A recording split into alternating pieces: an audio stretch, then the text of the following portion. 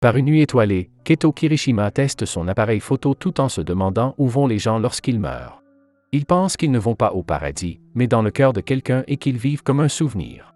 Comme ses parents, ils vivent dans son cœur. En outre, il se demande si le ciel apparaîtra lorsque le viseur sera complètement noir. Alors qu'il envisage de s'arrêter là, le sol se met à trembler, le ciel jusque-là obscur s'illumine et une rafale de vent se lève.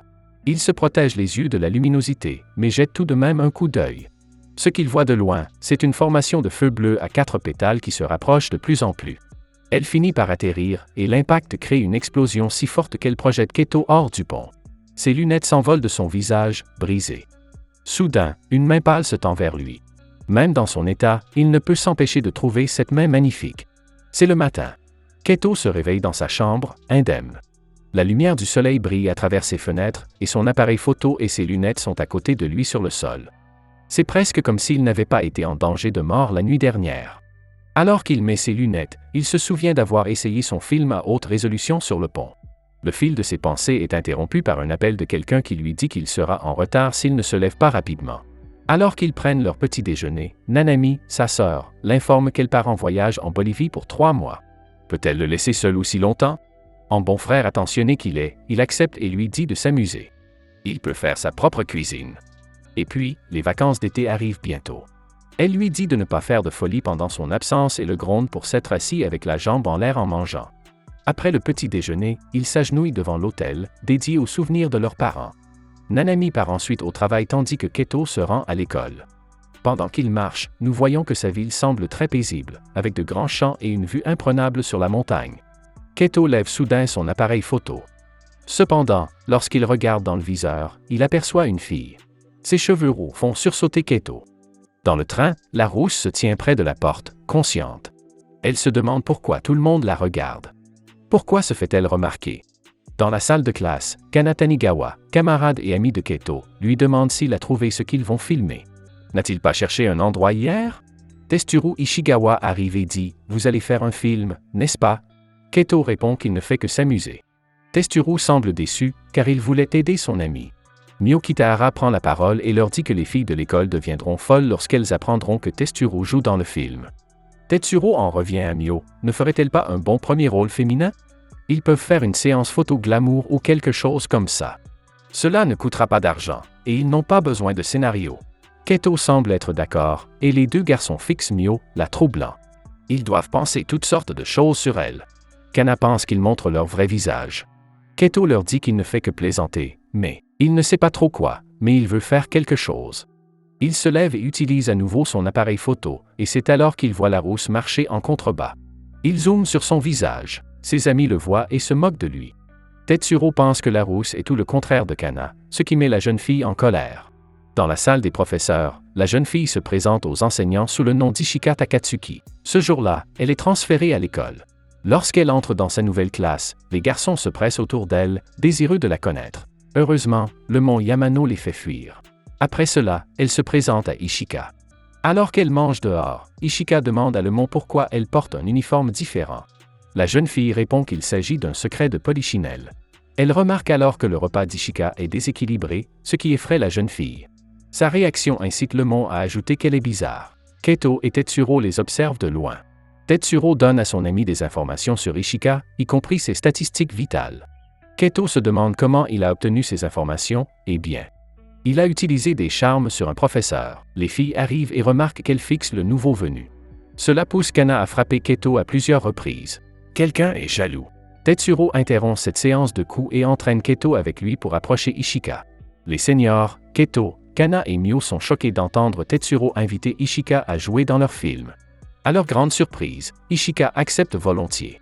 Le mont les rejoint également en tant que scénariste. Plus tard dans la journée, pendant le cours de natation, Kana et Mio se portent volontaires pour aider à la réalisation du film. Alors que Keto fantasme sur Ishika, Kana remarque une marque rouge sur le cou de Keto. Tout le monde pense qu'il s'agit d'un suçon, ce que Keto nie catégoriquement. Il parie qu'un insecte l'a piqué pendant qu'il filmait hier soir. Soudain, un flashback de la main qui se tend vers lui envahit sa mémoire. Pendant ce temps, Ishika est perdue dans ses pensées en classe, regardant sa main. Elle se dit qu'elle est contente qu'il aille bien. Après l'école, les 4 amis prévoient de se retrouver le lendemain pour une réunion. Alors que Keto s'éloigne, Tetsuro dit à Kana, inquiète, qu'alors qu'il a l'air abattu, Keto est en fait excité, et il a raison. Keto essaie à nouveau la caméra et voit le bout d'une ligne de pêche dans l'eau. Il la suit et trouve Ishika en train de pêcher au bord de la rivière. Keto se présente et lui demande pourquoi elle pêche. Il s'avère qu'il n'y a pas de poisson dans cette rivière. Comme Keto est un homme timide et maladroit, il lui dit simplement de remonter un peu plus loin pour trouver du poisson. Elle le remercie et lui tend la main. Il la serre et, pour une raison inconnue, cette poignée de main surprend Keto. Plus tard, il se rend compte qu'il a raté une occasion et rêve d'offrir à Ishika un endroit où rester. Il se rend vite compte que la vraie Ishika se tient devant lui et qu'il a parlé à voix haute pendant tout ce temps. Elle a tout entendu. Embarrassé, Keto tombe à genoux. Mais Ishika a besoin d'un endroit où rester. Naturellement, Keto hésite à l'inviter. Mais il cède lorsqu'il apprend qu'elle a l'intention d'installer un campement dehors pour la nuit. Il emmène Ishika dans sa chambre. Notre garçon essaie de porter ses bagages, mais ils sont trop lourds. Il dit à Ishika que ce n'est que pour une nuit et qu'il y aura bientôt de la nourriture. Dans la salle de bain, elle lit les instructions au dos d'une bouteille de shampoing. Pour une raison inconnue, elle n'a pas de vêtements dans son sac. Keto fouille dans l'armoire de sa sœur pour lui trouver des vêtements. Cette fille est un désastre. Alors qu'il s'apprête à ranger leurs chaussures, il ressent une secousse au niveau du cou et ses souvenirs de la veille lui reviennent en mémoire. Après avoir terminé son bain, Ishika trouve Keto évanoui sur le sol. En le berçant, elle tire sur son col et la marque rouge s'étend comme une éruption sur son cou. Elle appelle Rhinon, un Pokémon qui réside dans ses bagages. Un globe holographique doré les entoure. Dehors, Nanami rentre à la maison avec Kana, qui l'aide à faire les courses. Elle l'invite à entrer. Qu'elles ne savent pas ce qu'elles vont trouver. Keto est inconscient et Ishika, qui n'a qu'une serviette autour d'elle, le tient dans ses bras. Nanami voit aussi la lumière dorée se dissiper. Elle ferme la porte, pensant qu'elle a une hallucination. Mais non, c'est bien réel.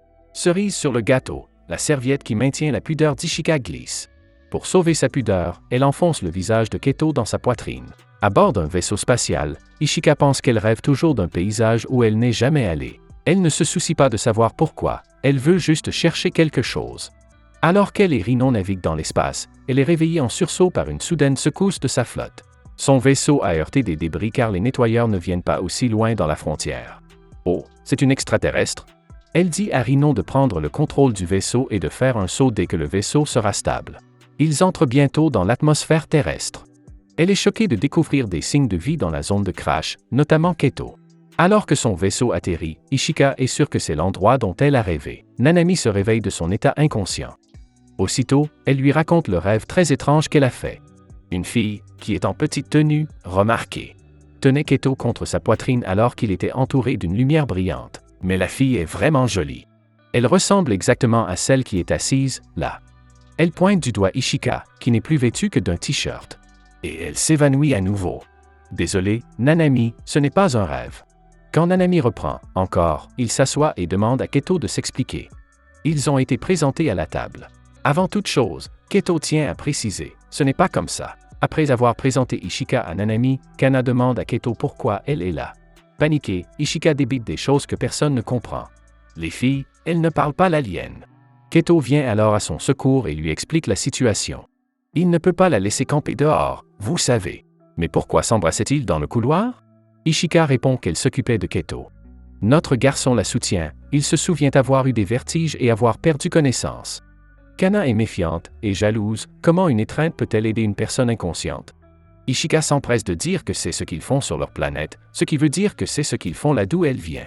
Les humains supposent qu'elle vient de l'étranger. Nanami fait même l'éloge de son japonais. Cependant, Kana demande pourquoi elle n'est pas en contact avec ses parents si elle se bat ici. Cette question rend Ishika triste, ce qui fait supposer à Kana qu'il leur est arrivé quelque chose. Nanami pleure alors à chaudes larmes, compatissant à son sort. C'est pourquoi elle lui propose de vivre chez elle, ce qui choque les trois adolescents. Nanami explique qu'elle part pour la Bolivie le lendemain. Elle n'aura pas à s'inquiéter pour Keto si Ishika, une élève de terminale, est avec lui. Kana objecte, Nanami ne peut pas laisser un garçon et une fille vivre ensemble comme ça. Je suis sûr qu'elle changera d'avis si c'est elle qui vit avec Keto, mais Nanami lui dit que les gens devraient s'entraider dans les moments difficiles. De plus, elle est sûre que son frère ne fera rien de mal à Ishika. Il marque une courte pause avant d'accepter, ce qui n'échappe pas à Kana. Mais c'est réglé, Ishika vivra avec Keto. Keto raccompagne Kana chez elle. Il pense qu'elle lui en veut. Non, elle est juste jalouse. Elle lui demande s'il fait ça pour aider Ishika. Quand il le confirme, son humeur change et elle dit à Keto qu'il n'a pas besoin de la raccompagner jusqu'à la maison. Mio se prélasse dans sa chambre, en petite tenue, tout en étant en communication à trois avec Kana et Tetsuro. Tetsuro, lorsqu'on lui demande ce qu'ils vont faire, dit simplement qu'il s'en occupe et qu'il sait où ils se retrouveront demain. Keto revient et voit Ishika en tablier. Elle a préparé le dîner. Nanami a déjà mangé et est dans sa chambre pour faire ses valises. Elle sert à Keto des pâtes froides et une soupe au miso, une combinaison inhabituelle. Tout en mangeant, Keto demande pourquoi Ishika a décidé d'étudier au Japon. Elle lui répond qu'il y a un endroit qu'elle aimerait visiter mais qu'elle ne sait pas où il se trouve. Tout ce qu'elle sait, c'est qu'il y a un arbre et un lac, rien de précis. Dans son bain, notre garçon réfléchit aux événements de la journée.